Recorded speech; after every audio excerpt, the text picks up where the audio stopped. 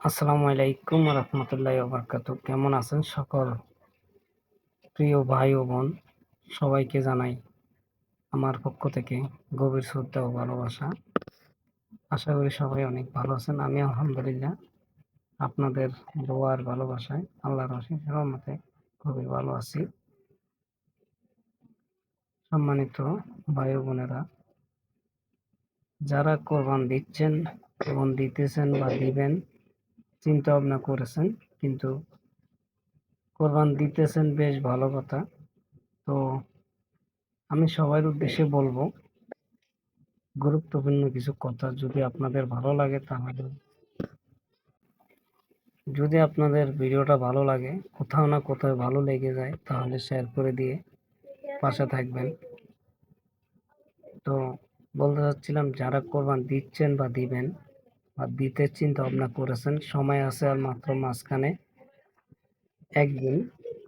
তো একদিনের ভিতরে যারা চিন্তা ভাবনা করেছেন কোরবান দিবেন, তো আমি সকলের উদ্দেশ্যে বলবো, যারা কোরবান দিবেন তারা কোরবানটা সঠিকভাবে দিতে চেষ্টা করবেন। কারণ আমাদের এই সমাজে বর্তমানে কোরবান যারাই দিচ্ছেন, কোরবান দিবার আগে তারা চিন্তা ভাবনা করে যে ফ্রিজ 2টা পুরামু, ফ্রিজ 3টা পুরামু। তো ভাইরে, ফ্রিজ পুরান আর যাই করেন, সঠিকভাবে যদি কোরবান না দেন, কখনো কোরবান কবুল হবে না। কারণ এই দুনিয়াতে এখন শুধু খালি গরু খাওয়ার জন্য কোরবান দিতেছেন, নামে কোরবান কিন্তু কামে কোরবান না। কোরবান দিতেছেন গরু খাওয়ার জন্য, গরু খাওয়ার জন্য কোরবান দিতেছেন, কিন্তু যেই কাজের জন্য কোরবান দেওয়া উচিত বা দিতেছেন আপনারা, কিন্তু সেই কাজ তো হচ্ছে না। তবে কোরবান দিবেন, সঠিকভাবে কোরবান দিবেন। 3 ভাগ করবেন, সমান ভাগে 3 ভাগ করবেন। 1 ভাগ আত্মীয় স্বজনের, 2য় ভাগ এলাকার ছোটখাটো গরিব মিসকিন যারা আছে, অসহায় যারা আছে, দরিদ্র যারা আছে তাদের জন্য, আর 1 ভাগ আপনার নিজের জন্য। সঠিকভাবে কোরবান দিবেন, তাহলে আপনার কোরবান যদি আল্লাহ পাক কবুল করে কখনো, আর যদি সঠিকভাবে কোরবান না দেন, তাহলে কখনো এটা কবুল হবে না। কোরবান দিয়ে যাইতে পারবেন, কিন্তু কখনো সঠিকভাবে কোরবান না দিলে কখনো কোরবান কবুল হবে না। তো আমি সবার উদ্দেশ্যে বলবো, সবাই সঠিকভাবে কোরবানটা দিতে চেষ্টা করবেন।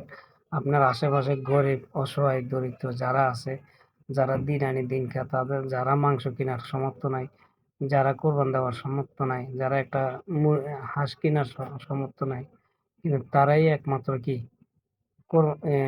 মাংস পাওয়ার অধিকার। কিন্তু আপনারা পয়সাওয়ালারা কি করে, আপনি, আমিও পয়সাওয়ালা, আপনিও পয়সাওয়ালা, কিন্তু আপনি গরু কোরবান দিয়েছেন, আপনার বাড়ির থেকে মাংস আমার বাড়িতে আসবে, আমার বাড়ির থেকে মাংস আপনার বাড়িতে যাবে।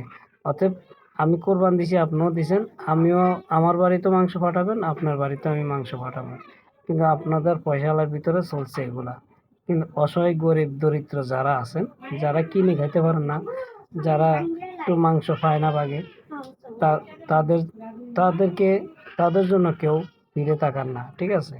তো তাদের জন্য ফিরে তাকাবেন, তারা যেন 2 টুকরা মাংস আপনাদের থেকে পাইলে, অথচ ফ্যামিলি নিয়ে বা ছেলে সন্তান নিয়ে একটু ভালোভাবে 2 মুঠা ভাত খাবে, করবেন না মাংস দিয়ে। তো আপনারা সেই চিন্তাটা করে সঠিকভাবে কোরবানটা দিবেন, অসহায় মানুষের দিকে তাকাবেন। আপনার এলাকায় অসহায় মানুষ বহুত আছে, বহুত অসহায় মানুষ আছে, বহুত দরিদ্র মানুষ আছে। সবাইকে ভাগ করে দিয়ে সবাইয়ের মুখে একটু হাসি ফুটাবেন, সবাইয়ের দোয়া আল্লাহ পাক কবুল করে নেবে আপনার কোরবানটা। ধন্যবাদ সবাইকে সাথে থাকার জন্য। আর যদি আমার কথাটা ভালো লাগে, ভিডিওটা শেয়ার করে দিয়ে পাশে থাকবেন।